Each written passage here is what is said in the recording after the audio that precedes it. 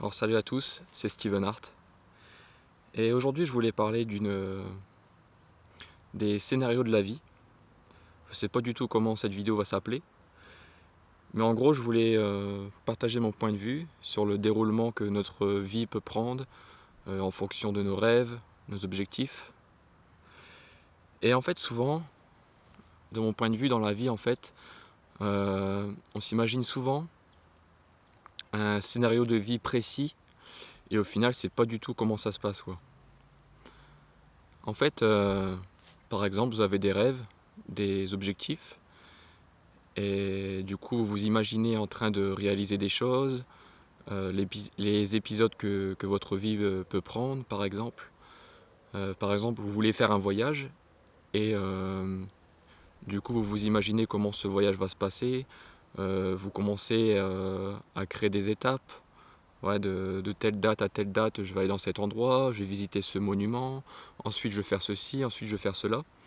Et au final, vous y allez, vous faites votre voyage, et en fait, il y a tout qui se passe un peu dans l'imprévu. En fait, on va dire que les premières étapes, ça se passe comme vous l'avez prévu. Et en fait, les événements de la vie fait que vous prenez des chemins différents, vous faites même des choses que vous n'avez jamais pensé faire. Et au final, ça vaut vraiment le coup parce que c'était mieux avec de l'imprévu, c'était mieux par rapport à ce que vous avez imaginé auparavant. Du coup voilà, souvent on mentalise beaucoup les choses. Euh, Souvent on se dit ouais, cette année je vais faire ça, ensuite il va m'arriver ça. J'ai envie de devenir ceci, donc ça va se passer comme cela, enfin bref. En fait c'est très subjectif et c'est pas du tout la réalité en final, hein. Ça se passe pas comme prévu souvent. Du coup je voulais dire qu'en gros le scénario on va dire mental, ce qu'on imagine, eh ben, c'est très restrictif en fait, on limite notre ouverture d'esprit, on reste avec des œillères et au final eh ben, on loupe tout ce que la vie peut nous apporter en plus. En fait, voilà, il y a vraiment une différence entre le scénario mental et le scénario de la vie, on va dire. Et le scénario mental, du coup, il est limitant, comme je vous ai dit, empêche l'ouverture de l'esprit. Et je vais vous donner un exemple pour illustrer un peu tout ça. Donc, par exemple, vous prenez l'exemple d'un jeune qui veut devenir footballeur professionnel. Du coup, il est très prometteur. Depuis tout petit, il joue super bien. Ensuite, il prend le cursus sport-études. Il commence à se faire recruter par des bonnes équipes. Et à un moment clé de sa carrière, malheureusement, on va dire qu'il se blesse la jambe, qu'il y a une grosse fracture je sais pas, du péroné. Vraiment, ça lui brise sa carrière. Et du coup, ce mec-là, malheureusement, il est contraint à prendre une autre branche en attendant que sa blessure, en attendant que sa jambe se rétablisse. Il va prendre une autre branche. Et par exemple, au lieu de partir du coup en cursus, on va dire plus sport-études, enfin, on va dire au lieu de partir dans une équipe de football pro, etc., eh bien, il va partir par exemple en commerce parce il aime les voitures et il va faire par exemple commercial je sais pas, dans un garage, chez Mercedes par exemple. Et du coup, au final, il arrive à devenir commercial chez Mercedes parce qu'il adore les Mercedes, etc. Mais au final, c'est pas sa passion première. Son truc premier, vraiment, ça a toujours été le foot. Et du coup, ben, il travaille malgré tout, malgré que c'est pas son truc favori. Voilà, il te vend des voitures, etc. Mais il se sent pas épanoui en 100%.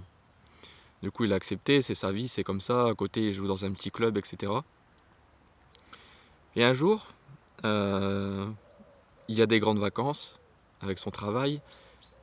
Et il décide de partir avec ses potes du foot, ses potes du travail. Il décide de partir à Barcelone, on va dire. Du coup, ils partent tous à Barcelone. Et un soir d'été, ils vont faire un match de foot.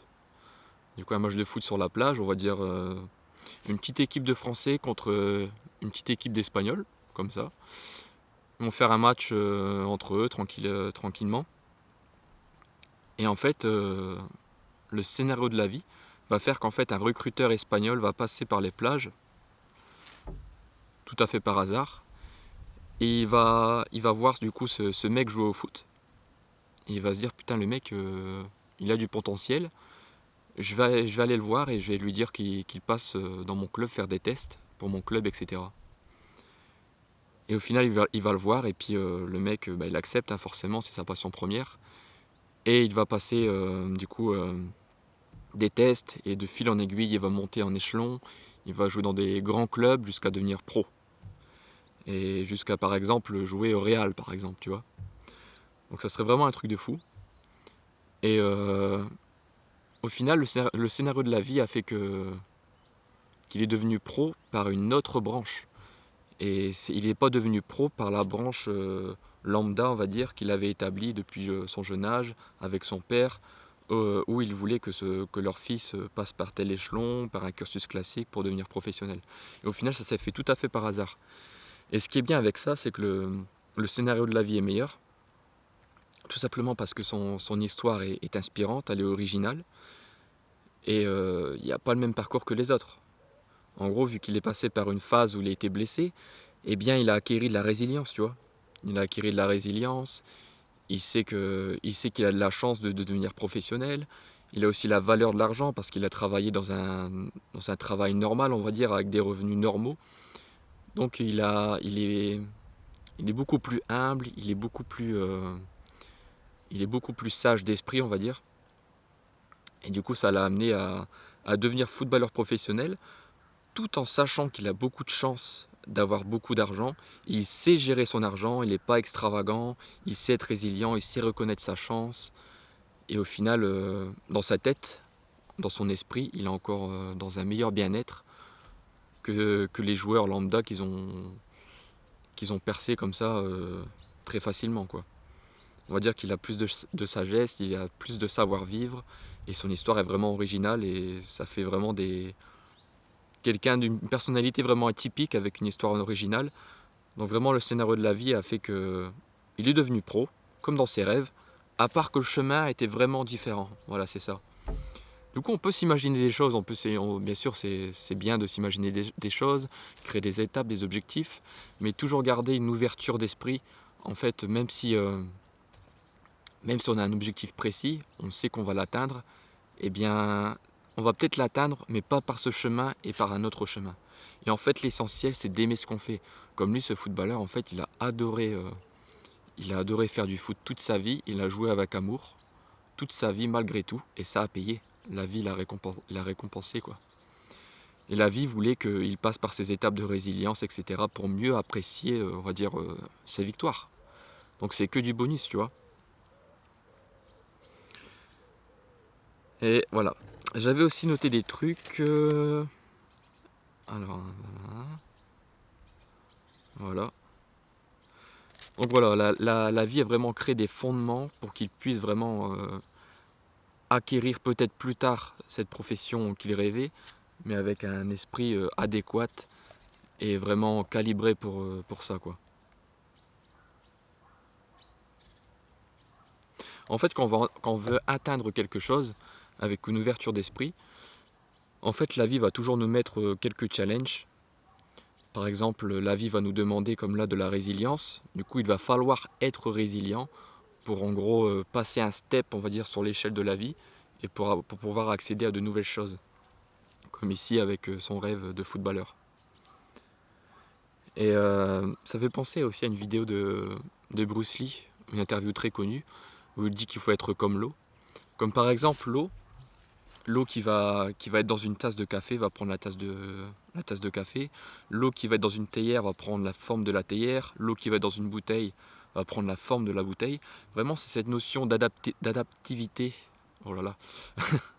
C'est cette notion de s'adapter en fait au challenge de la vie. Et c'est vraiment ça le plus important. En fait, parfois, la vie va nous demander de persévérer, il faudra persévérer. La vie va nous demander, pour atteindre tel ou tel rêve, d'aussi lâcher prise, de lâcher du lest, ou au contraire, voilà, forcer les choses, ou ne pas forcer les choses. Voilà, il faut savoir écouter ce que la vie nous demande et y répondre. Et c'est vraiment ça, c'est un peu comme l'eau, il faut s'adapter à la demande. Si la vie nous demande de la résilience, il faut prendre la forme de la résilience, l'incarner, savoir l'acquérir, et ensuite on passe à un autre, on va dire, level vibratoire, si je puis dire. Et grâce à ça, on a gravi un échelon, et de nouvelles choses, de nouvelles opportunités, de nouvelles chances peuvent venir à nous.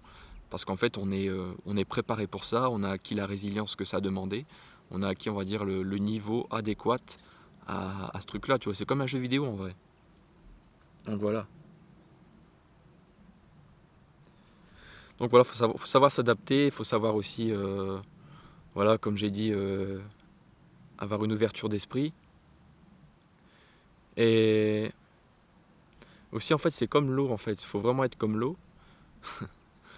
Comme, je vais dire, en fait, l'eau d'une rivière, par exemple.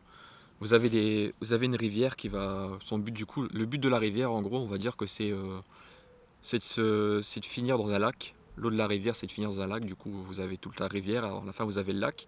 Et on va dire que le lac, c'est votre objectif. Du coup, vous allez vers votre objectif. Et sur la route, forcément, il y aura des courants forts, des courants plus doux. Il y aura aussi des rochers sur place. Et en fait, les scénarios de la vie va vous demander de vous adapter, de vous adapter, pardon. Et en gros, si vous avez un rocher sur la route, il faut être comme l'eau, il faut savoir le contourner, prendre la forme du rocher et continuer sa route. C'est vraiment ça la clé. C'est s'adapter et s'adapter vraiment au moment présent, tout en gardant à l'esprit qu'on va finir dans le lac, c'est-à-dire dans le rêve, et qu'au final, la vie va nous dire en cours de route ce qu'il faut faire, ce qu'il faut s'adapter. Et Bruce Lee disait dans sa vidéo, en gros, you can flood or you can crash. En gros, vous pouvez soit être fluide ou soit vous crasher comme l'eau. Par exemple, pour prendre l'exemple de l'eau, par exemple, vous avez une mer déchaînée qui va se fracasser dans les falaises, dans les rochers.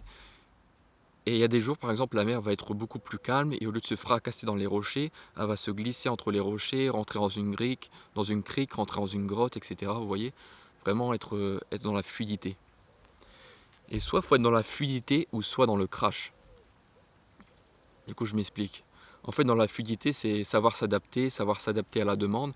Et se crasher, tout simplement, c'est tout simplement se tromper.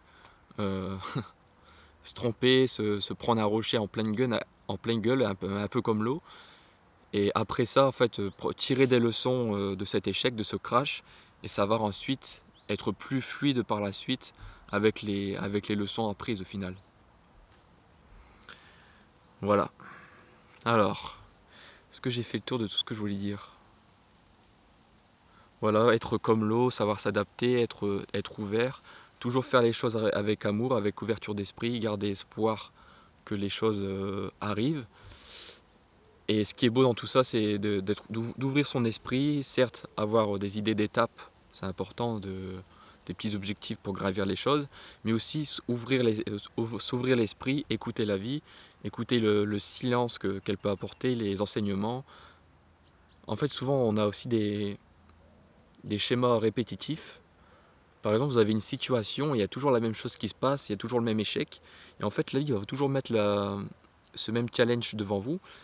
Et en fait, elle veut tout simplement vous passer le step, vous savez comment vous adapter à ce challenge. Et une fois que vous avez réussi à contourner l'obstacle, et bien vous allez passer à un autre challenge, etc. Vous allez augmenter en level, on va dire. Et grâce à ces augmentations de level, et bien vous allez accéder à de nouvelles choses. Voilà. J'ai été assez vite, j'ai l'impression que j'ai pas respiré pendant cette vidéo. Elle n'est pas parfaite, hein. Mais j'espère que ça le fera, que vous aurez été un peu inspiré. Voilà, ça fait un petit moment que j'ai pas fait de vidéo, je suis un peu rouillé.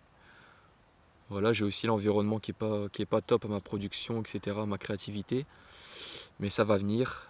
Voilà, on fait des vidéos, mon but c'est vous d'inspirer. Voilà, je suis un peu confus, mais voilà, ça arrive, c'est comme ça.